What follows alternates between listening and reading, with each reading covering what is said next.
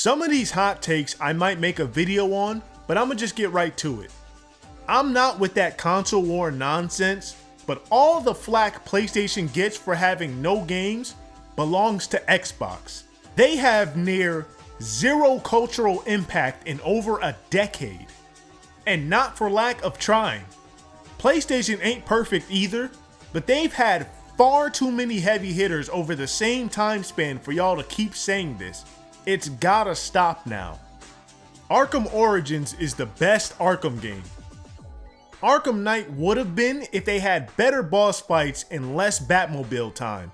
The fight with Deathstroke should not have been a damn tank battle, and I think the game would have been better if Deathstroke was the physical adversary and if the game had nothing to do with Jason Todd.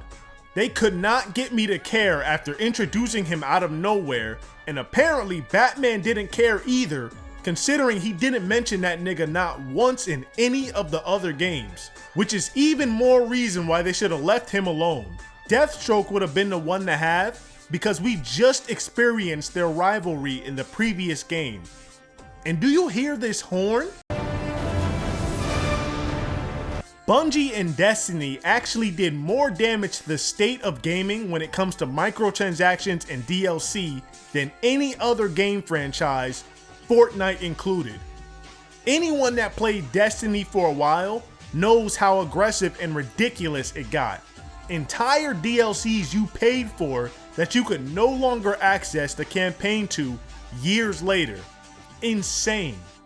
Crackdown as a concept, transforming cars, the way they did ability progression, the possibilities and the level of fun you could have in the sandbox actually had the potential to become one of the greatest games of all time, and still does if done correctly. The fact that they found a way to make getting collectibles fun, like they were with the agility orbs, especially since you directly got rewarded for collecting them on top of everything else, is reason enough to try as many times as you have to get that game right. If Donda wasn't so bloated, like it was about 14, 15 tracks, it would easily be a top 3 Ye album. There's a lot of great songs on this album. Believe What I Say off of Donda is a top 10 Ye song of all time. It's insane that song wasn't bigger than what it was. Barry Bonds off of Graduation is as bad as people say. Drunken Hot Girls is not.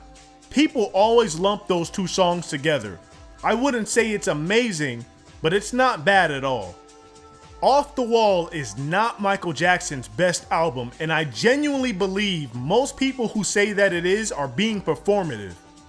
Let me be clear, Off the Wall is excellent and has some of the best songs ever created in human history.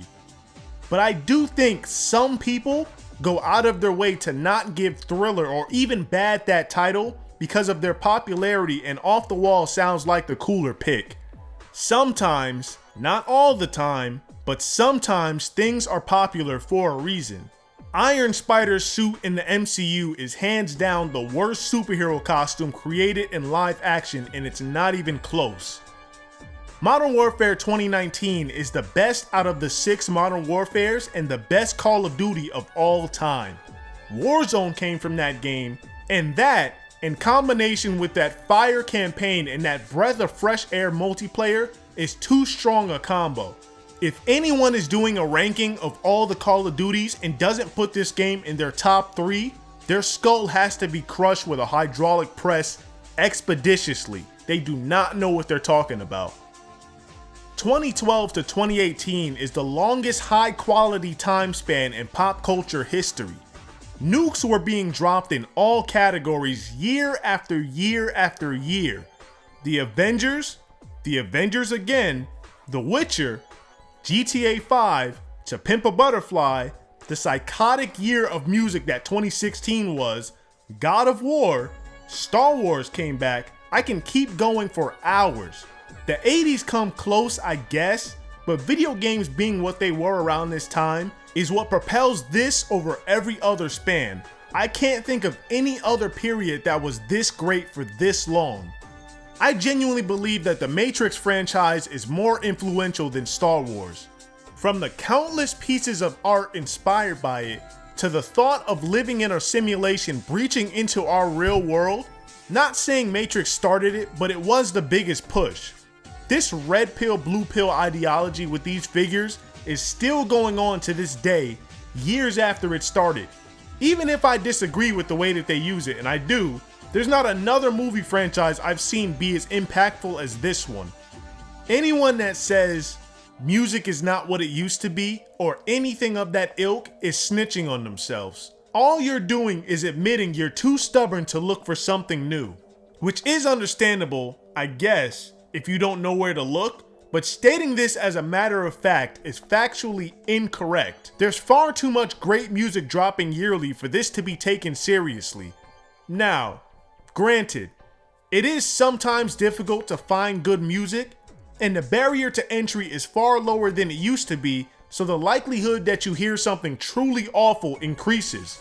But, as someone once put it, when you're listening to older music, you're not simply just hearing music from the 70s, 80s, and 90s. You're hearing music that survived the 70s, 80s, and 90s. We took the best of what those times had to offer, the highlights, then most of the bad music was forgotten and lost to time, and now you have to go out of your way to find it. Trust me, great modern music is still out there though. Luckily for you, I have a 400 song playlist on the channel you can check out if you really want something good to listen to. As much as the general audience likes to rag on movies like Fast and Furious for being ridiculous and dumb, y'all are going to miss these movies when they stop making them, and these types of movies are absolutely necessary for society. There is no greater movie to turn on with a bunch of people in a room where you don't have to catch most of the plot and you can talk over the movie and no one's really gonna get mad. The amount of conversations that can spawn from these types of movies are endless. I judge people who have a bunch of people in a room, like at a function or something, and play a movie where you gotta pay extra attention and hold on to every word spoken like Interstellar or something. Party movies exist and they are very important in society. People like to shit on TikTok a lot, but TikTok has the funniest videos between it and other social media equivalents like Instagram, Twitter, and YouTube Shorts. I'm not even talking about brain rot nonsense like that stupid number meme. I don't even know what that is. I used to avoid the app for years because I thought it was just cringe kids on there being silly, but it's genuinely hilarious at times and I don't laugh a lot. Especially in the comment sections. Straight comedians in that comment section for TikTok. I will say though, out of all the apps, Instagram is the most unfunny app on the planet.